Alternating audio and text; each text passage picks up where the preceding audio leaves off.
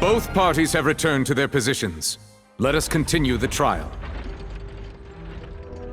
When last we left off, Mr. Linney acknowledged the new evidence presented by Lady Farina as fact. Therefore, Lady Farina may continue stating her reconstruction of the events. That took long enough. Now then, if everyone would lend me their attention. At this stage, let's revisit that scene from Linney's perspective.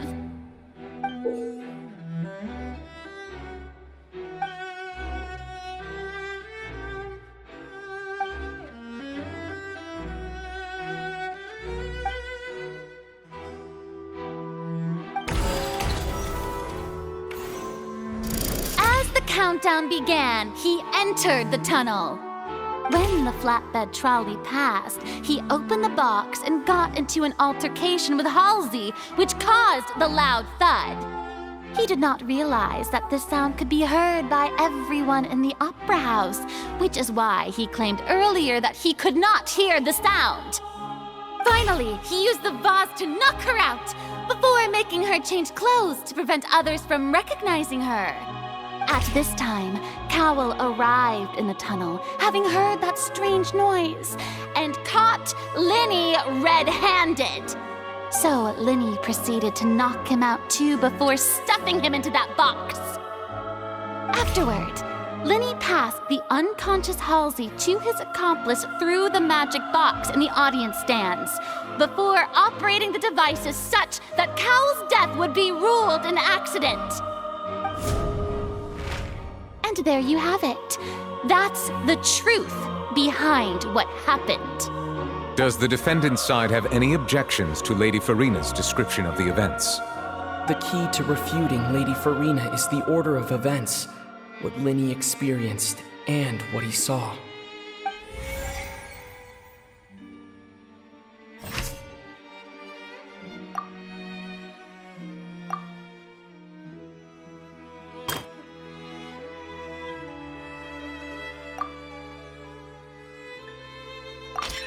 According to Linney, he left via the vent after entering the tunnel. He couldn't have had that altercation with Halsey.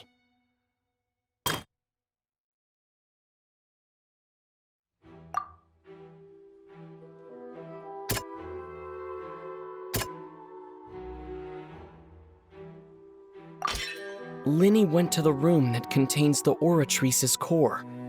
This is the actual truth.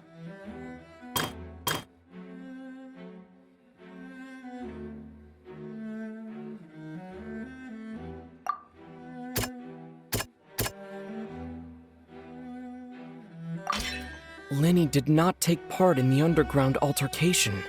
He only witnessed traces of the aftermath. Attention! Ace Detective Paimon has something to say! When the countdown started, Linney did indeed go into the tunnel. But he immediately used a vent to access the Opera House basement, which is where the underground core of the Oratrice is stored. Once he reached that area, he heard a voice in what should have been an empty room. Since he felt something was amiss, he returned immediately.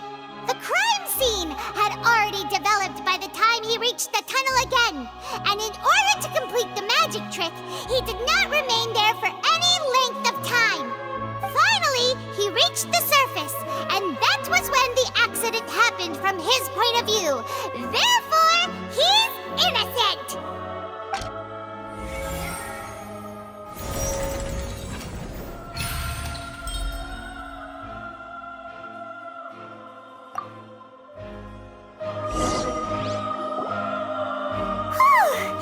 Paimon did it!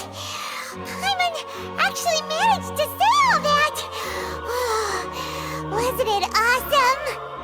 In other words, you believe that he knew nothing of the incident? That's right! My reasoning? If that's the case, then if Cowell hadn't entered the tunnel, who was the entire setup meant to kill? Assuming that what you say is true, Linny only needed to kidnap the young girl to cause a new disappearance case. What would the point of killing someone on stage be? Oh, they have a point. That's right, you tell him! And that's why they're partners of mine. They've managed to turn things around. Oh, well, your denial is very strident, I'll give you that. But what proof do you have to back your claims? Of course I do. If he had been in the magic box the whole time, how could he have not heard that sound? Why do you ask? You're saying that he wasn't?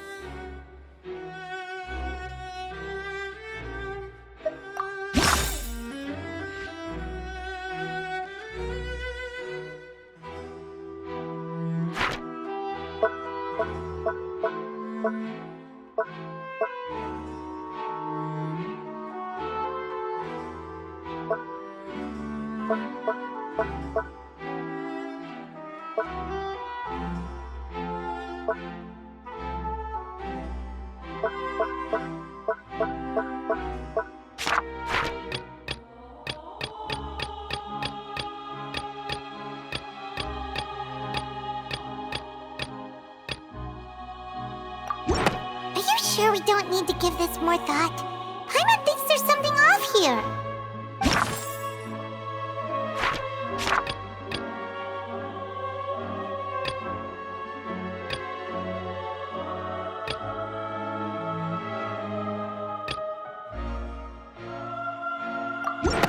That's right! Linny wasn't in the box or in the tunnel. That's why he didn't hear anything strange during the performance.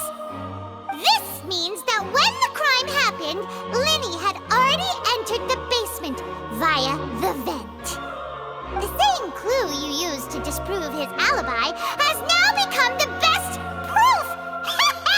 How do you like that? Well played.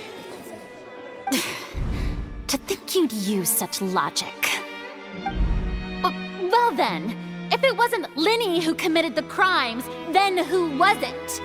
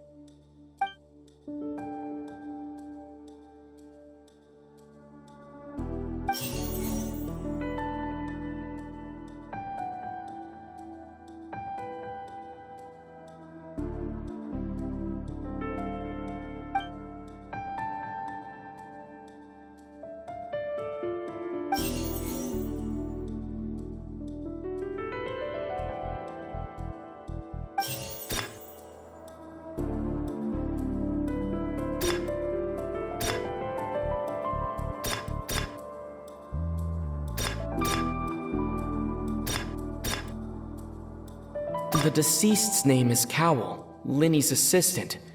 He would have been able to tamper with the equipment. Halsey is the missing person and an ordinary audience member. Or did she have her own scheme all along? Could there have been a third person involved? Is that really a possibility?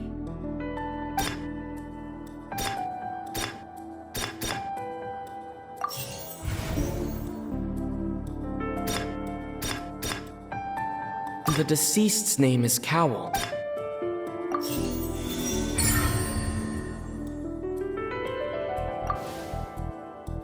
Huh?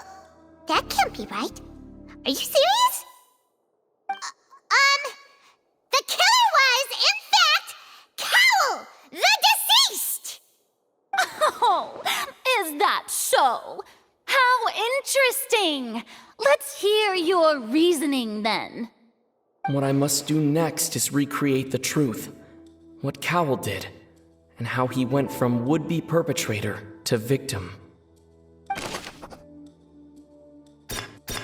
No one entered or left the Opera House through its entrances. So where would the criminal have wanted to take Halsey? The deceased's name is Cowell, Linny's assistant. He would have... Halsey's clothing was in the tunnel, so there must have been some fear that she would attract attention. The sound we heard may have come from a clash between the missing Halsey and the criminal. Linny was not in the tunnel at that moment, which gave our criminal ample time. It would have been tough for both people to fit into that vent. They would likely have bumped into Linny as well. Linny was not in the tunnel at that moment, which gave our criminal ample time. The sound we heard may have come from a clash.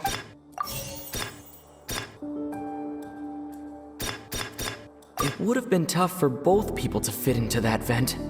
They would likely have bumped into Linny as well. Halsey's clothing was in the tunnel, so there must...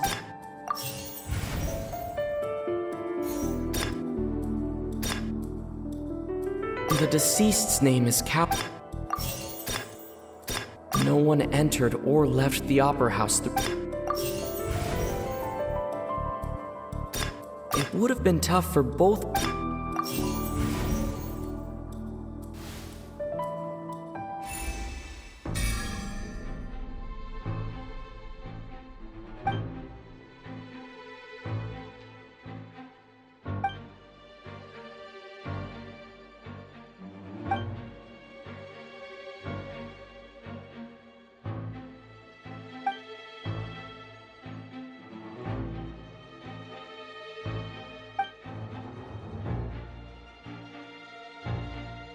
What's wrong, Traveler? Are you still having trouble figuring things out? I see how it is. So this was all just a bluff. And here I thought you had something to show for it. But it seems you're still far from the truth. Look, since we're at a dead end, why not consider a different track? Just like the trick as it transpired, the end result must have been utterly different from the magician's initial design. If only we knew how Halsey disappeared. Well, that would be nice, but the tunnel only has 3 exits, and none of them seem very likely. And it's not like this is a magic trick where you can just make a real live person disappear. You know, like you did from that water tank, Lynette.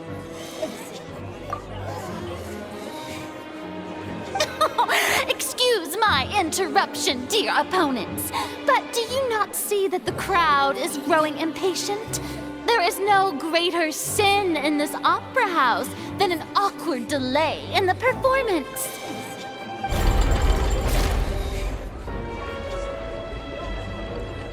If the defense is unable to make further effective arguments, we will move on to the next stage of the trial.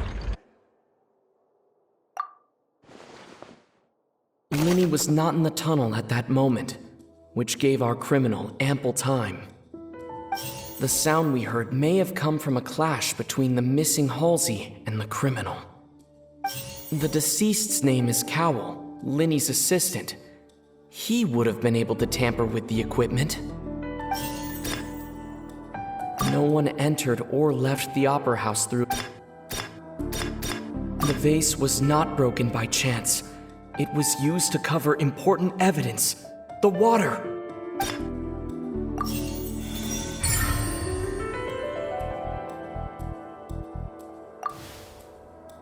Oh! Paimon gets it! It all comes together if Halsey disappeared instead of being kidnapped! Lynette escaped from the water tank, vanishing gradually and leaving only clothes behind. If there's a similar method where a person could be transformed into water... Oh, just a moment, please. I do hope you know how preposterous you sound at the moment. How could a person ever be transformed into water? This is reality we're talking about here, not some magic trick. Must we really? I I should think that of anyone. Your friend Linny already knows this truth very well. Magic tricks are ultimately just illusions and misdirection. But Halsey's disappearance is very real. We're talking about two completely different things. Even so, I trust the Traveler's judgment.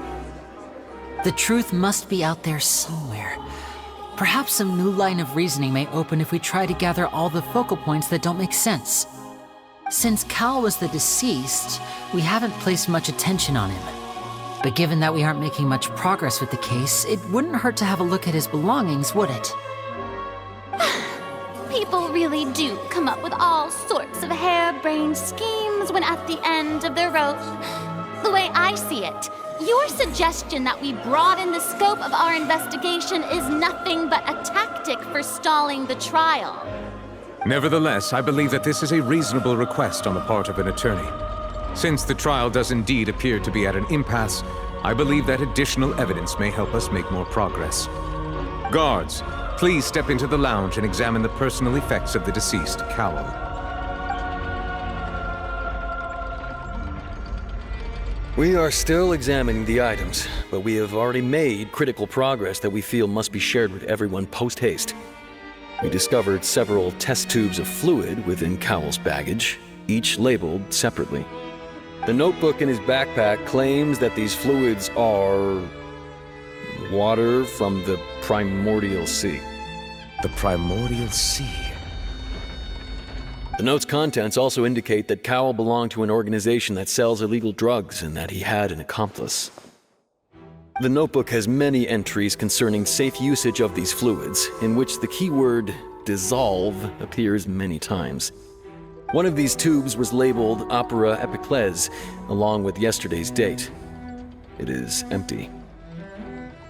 The notes also state that these dissolution properties work exclusively on people from Fontaine. It's likely that Halsey was chosen as some sort of test subject.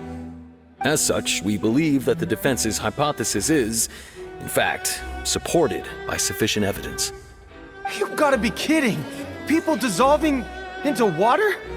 Could something so ridiculous actually be true? Wait a moment. This reminds me of a certain prophecy, but it's just a coincidence, isn't it?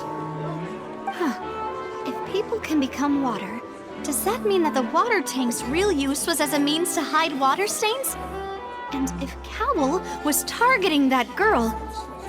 Wait just a minute. Could that mean... You two, with me, quick! Demoiselle, wait! What about your partners? Let's go. Just trust me. Order! Order! It is undeniable that further examination of the deceased's personal effects has yielded some surprising results, but we cannot yet verify the veracity of these clues.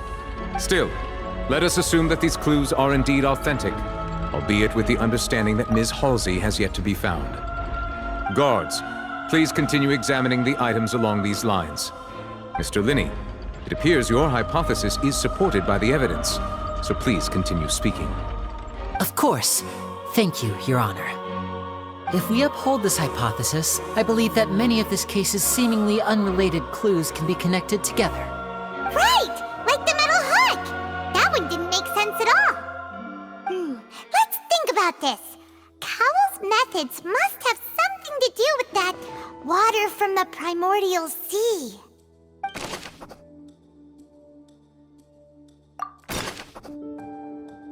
The rope that held the water tank up was lit by the fireworks and snapped. As such, the focus here is on the water and not the tank. The deceased's name is Cowell. Now it seems like the hook rope was not meant for another magic trick, but was instead some form of triggering mechanism. The water from the primordial sea should already have been prepped before Halsey entered the magic box. Lynette was in the magic box on stage the entire time. Did she have something to do with this? I remember there was something else within the inner layer of that box.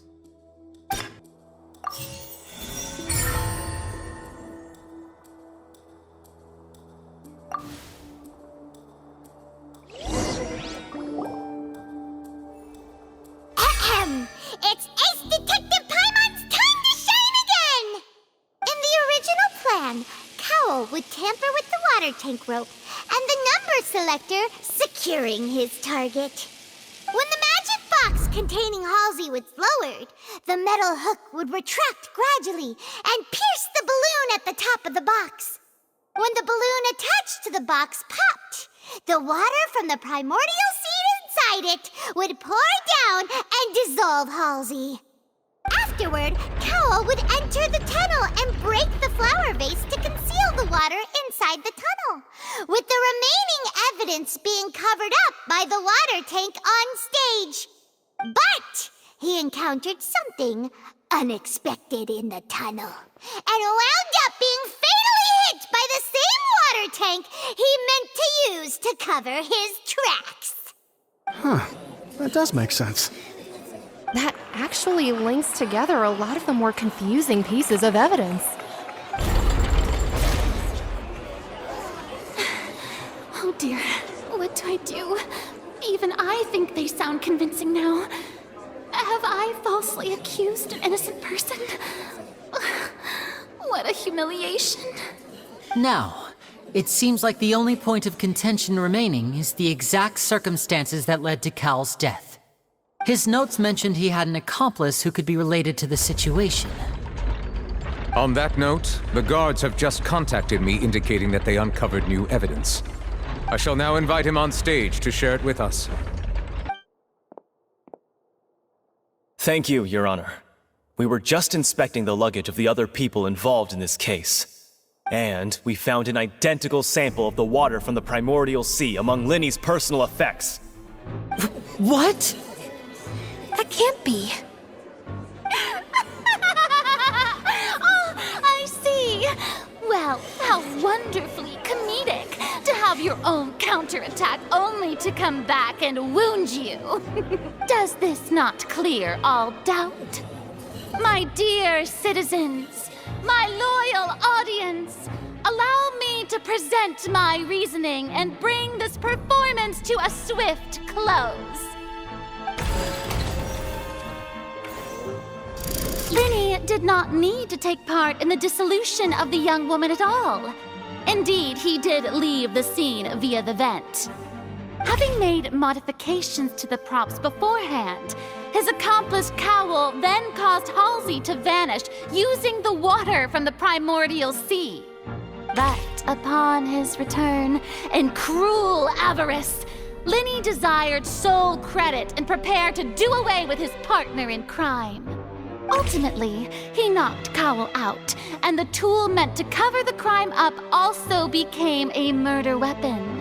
Now, as much as I regret having come to such a viciously straightforward conclusion, it does seem that the famed Fatui is quite the cold-blooded and ruthless organization. Am I right, Mr. Linny? We've used up all the evidence we collected. There's no way for us to make a rebuttal here. Is this the end of the road?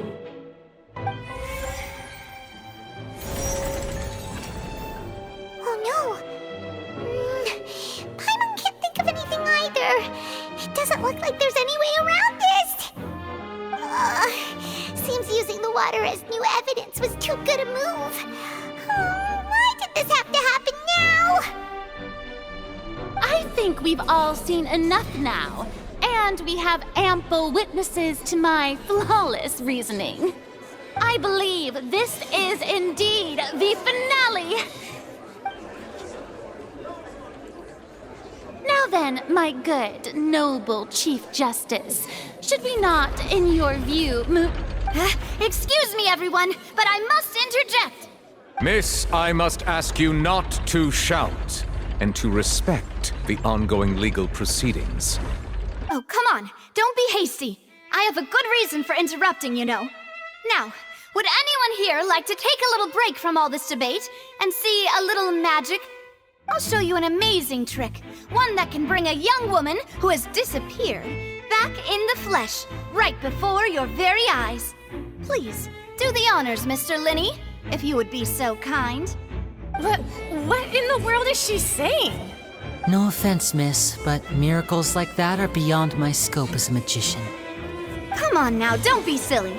Magic is all about misdirection, isn't it? It often conceals the truth while presenting a fascinating illusion. But once everyone believes the illusion, can't magic reveal the truth to them once again? And wouldn't such a trick be the most marvelous finale to today's performance? Come on, Lenny and Lynette, give it another go.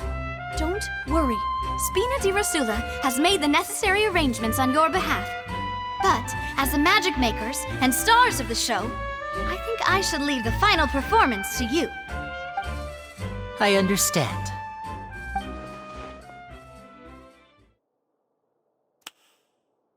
And voila!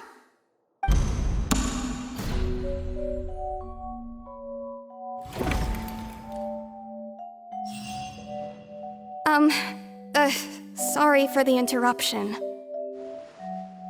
Wait, isn't that Halsey? So the whole thing about people dissolving wasn't true after all? To be clear, I'm only here because this person told me that if I testified, the merit of doing so would lessen my sentence. I was hiding outside this room listening to the proceedings because I was afraid that I would be the one put on trial. I was just feeling happy that no one had noticed me, and then before I knew it, she caught me. That'll teach you to underestimate us three. Where should I begin? I'm sorry. I'm the one who killed Cowl. I admit it. What? Why? Firstly, my name isn't Halsey. It's Lillian, and I'm originally from Mondstadt. I heard that Linny's show was gonna be a real thriller, but I missed the chance to buy a ticket, so I stole one. That's how I make a living. I steal stuff here and there. And I'd never been caught before. But I was noticed at the harbor a few days ago, and I barely got away. Linny was the one who caught me in the act. Hey, no wonder you look familiar. So you were the thief! Liddy even mentioned that you were pretty skilled. Well, and I thought that would have been the end of it, but then the number selector chose me. He even mentioned the Fortress of Meripede. That's a prison, isn't it? So you can imagine how shocked I was. I thought he was on to me for sure. So I played along with the show while looking for an opening to flee, but then I got water poured on me for no reason, and then someone jumped into the tunnel to nab me. I wasn't going to take that lying down, so I knocked him out and stuffed him into the box. There was nowhere to run from there, though, so I had to change my clothes and hide in a box containing performance costumes. I slipped out after the first guard arrived at the scene and continued hiding inside the opera house. Can a person even hide in there? But I swear I didn't know that the water tank would fall down. Really, I swear it. Had I known that, I wouldn't have put him in the magic box. I may be a thief, but I'm no killer. Well, that makes everything pretty clear now, doesn't it? This time, we need to tell the entire story from Lily-Ann's perspective.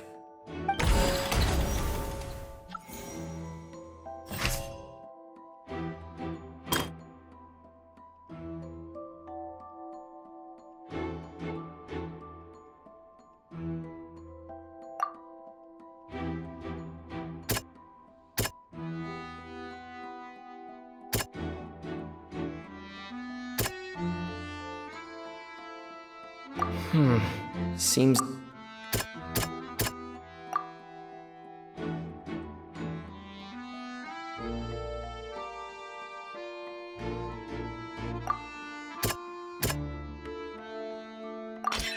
The strange sound wasn't from a fight. It was Lily-Ann's attempt to break out when she was frightened.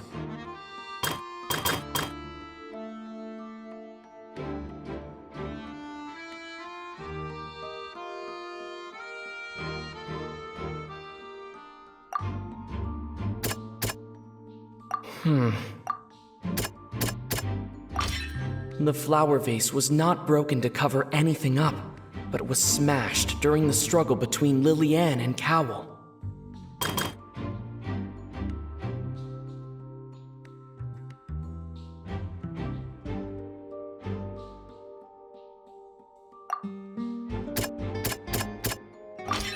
Liliane was afraid that she would be recognized if she left, so she changed clothes and hid, biding her time.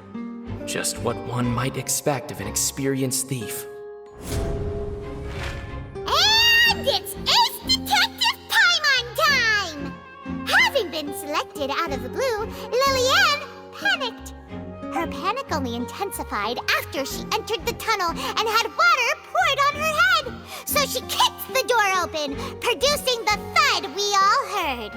Hearing the commotion, Cowl leapt into the tunnel, only to discover that Liliane had not dissolved. He did not know that Liliane was not from Fontaine, but was a thief who made her way in by stealing a ticket.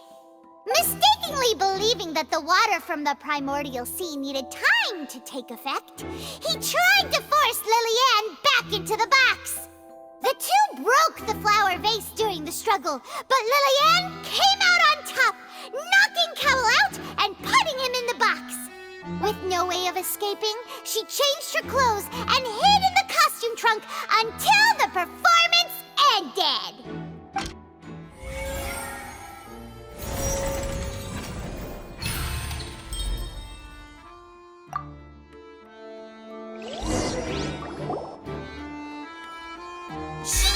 That she would have to go through guard inspection if she tried to leave afterward. So, she has been trapped in the Opera House these last 2 days. She had already become desperately hungry by the time we were chatting over macarons. So, she swiped 2 of them right under our noses. Talk about a sneaky thief. At this point, all the events that happened in the tunnel have now come to light. Ah, so that's the whole story. Bravo! Bravo! Now then, Lady Farina, do you wish to speak against the defense's statements? Please answer the question, Lady Farina. Also, if I may add, the trial has not yet ended. As such, I request that the prosecution not leave the room before the proceedings have concluded. What? Are you reading my mind now? No, I have no further arguments. I admit defeat. But really, could you at least have left me with some dignity? Wow, look at that! She's like a deflated balloon now. If there are no objections, then as the Chief Justice of Fontaine, I shall once again repeat the full sequence of events. The actual perpetrator of the serial disappearances, Cowl, selected his next victim from the audience reservation list. With some modifications to the selector, he could ensure that the pre-selected young woman would be chosen. To cover up any evidence while committing the deed, Cowl thought of allowing the water tank to fall, which would conceal the water left behind after the young woman was dissolved. He also tampered with the rope suspending the water tank, using the fireworks at the end of the performance to cause the tank to drop and hide the watermarks. He poured the water from the primordial sea into a balloon during the preparation of the magic box and stuck it to the box's lid. Finally, he passed the prepared hook on a rope through the gap in the magic box's door when bringing the young woman to said box. When the magic trick officially began, the box containing the woman was lowered into the tunnel, tightening the hook rope and bursting the balloon containing the water. If all had gone to plan, the young woman would be dissolved at this time. However, Liliane was not from Fontaine and thus fled the box with a loud noise. Realizing that there was trouble, Cowl entered the tunnel and met Liliane. Thinking that the waters had not yet taken effect, he decided to proceed. However, his opponent was more capable than he thought, and he was overcome, knocked unconscious, and placed into the magic box, and thus became his own final victim. Liliane, according to her own statements, then changed clothes and hid until the performance ended, before hiding in other parts of the opera house. As for Linny, he was in the underground structures within the opera house, and was thus ignorant of these happenings. From this reconstruction of events, we can conclude that Linny, the accused, is in fact innocent. Hooray, Linny and While there is much in Linny and Lilianne's conduct that should still be investigated separately, this case, at least, can be handed over to the Oratrice to make the final decision.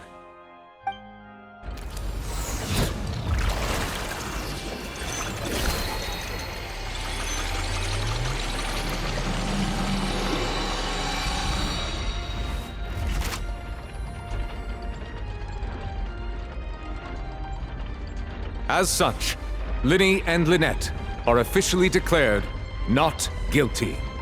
Victory for Ace Detective Paimon! Great work, partners. Thank you all. Thank you so much. Next, I think we deserve an explanation, Guard Vaughn. How did you find the water from the primordial sea in Linny's baggage? Right! Your discovery caused me to make a serious mistake, you know. Or was that not a discovery, but false evidence that you dared to bring before this court? I suspect that the accomplice mentioned in Cowell's notes was not Linny, but you, yes? I'm sure you know what you must do to lessen your sentence. Speak quickly! Unless you want to earn yourself a one-way ticket to Coupon Town. I was just following orders. We were supposed to place blame for the serial disappearances onto Linny, and thus cause suspicion to fall on the Fatui. The higher-ups said this was the best opportunity to do so. And now that your plan has fallen through, and the secrets of the water have been revealed, you have become a liability to said higher-ups, yes?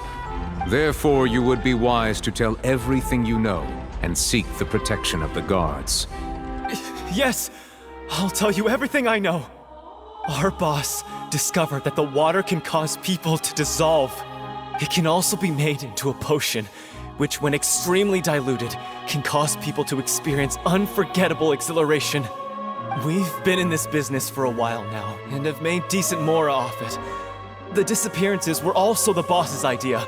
I mean, this is the boss we're talking about.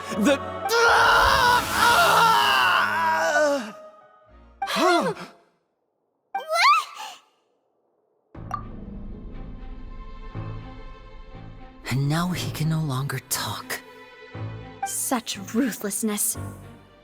I shouldn't have expected any less of them. An outrageous act. All present, please submit to inspection immediately.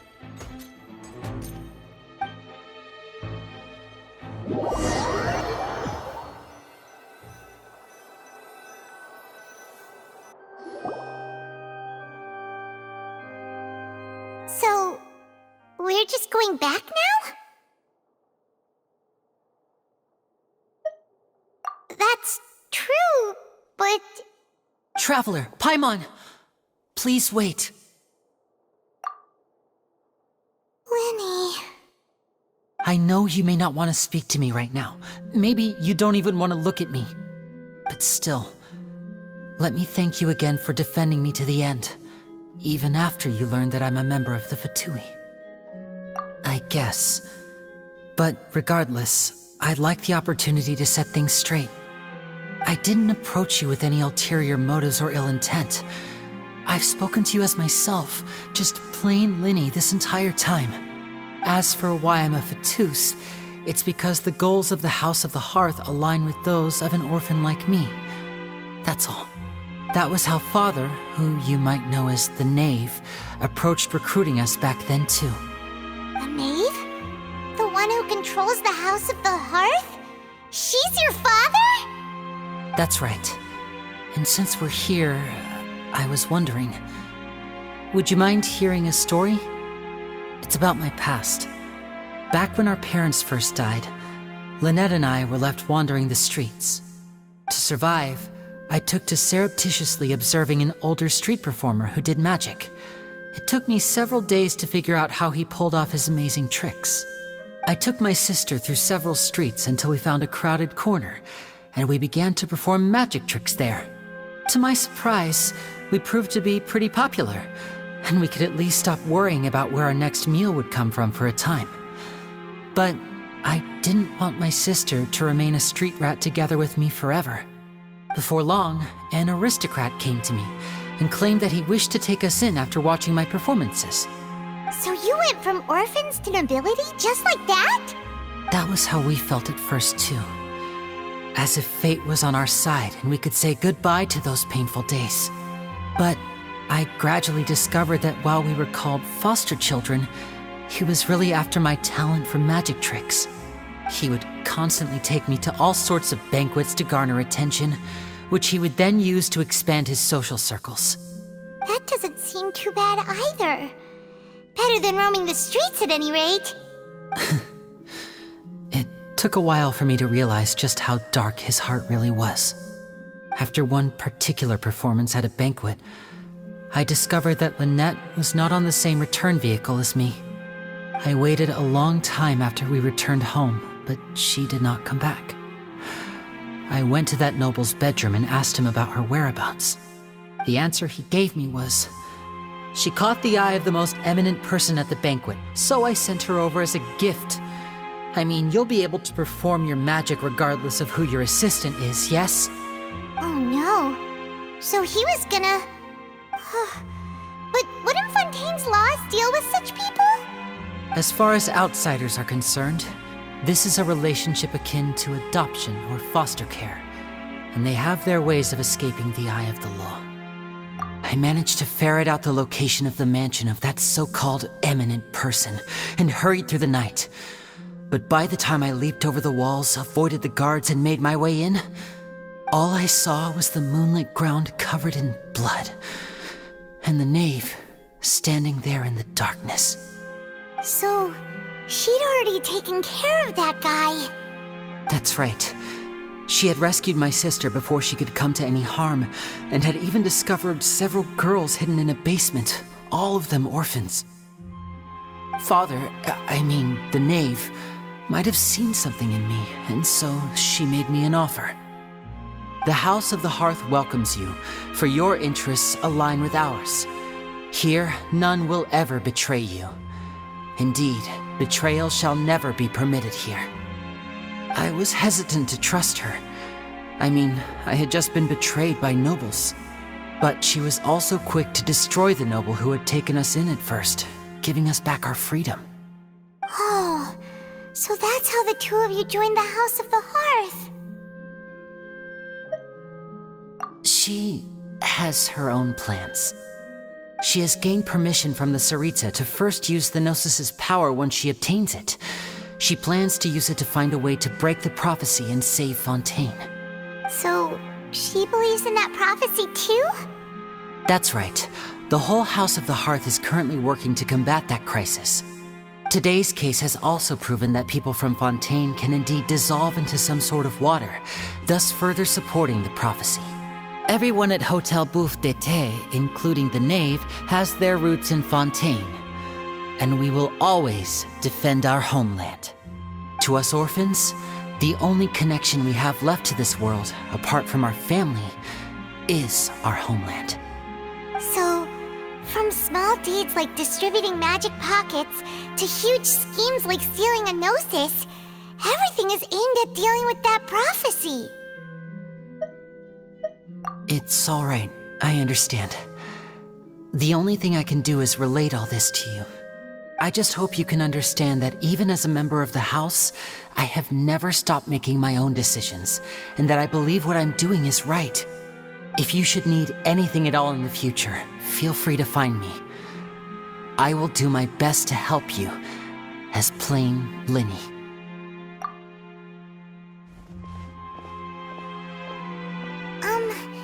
Bye, Linny!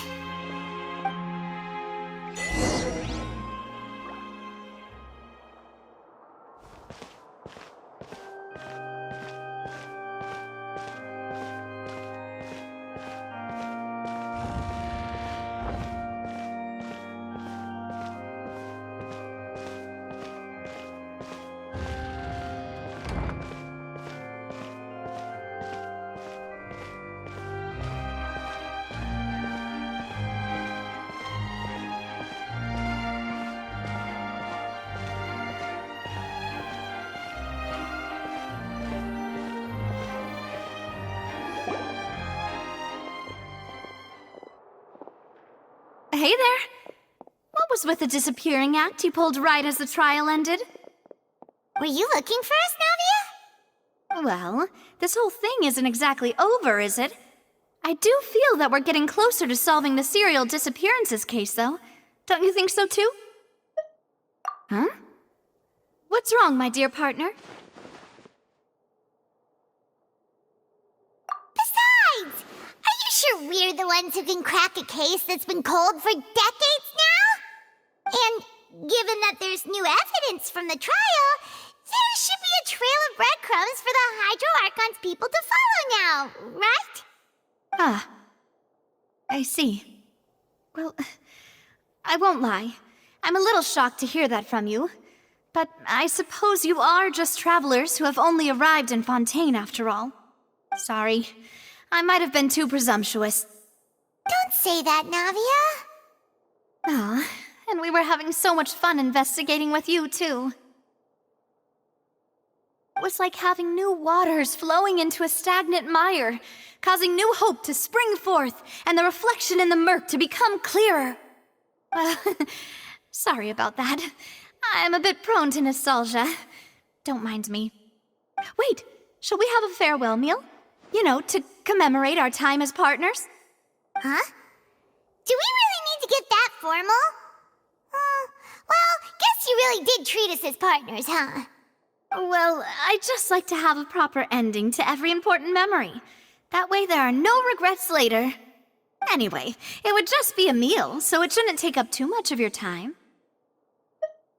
You don't have to twist Paimon's arm. If Boss Navia's treating, count Paimon in! Oh, wonderful. In that case, why don't we return to the Court of Fontaine and head to the Hotel de Boer? I believe we'll make it just in time for dinner.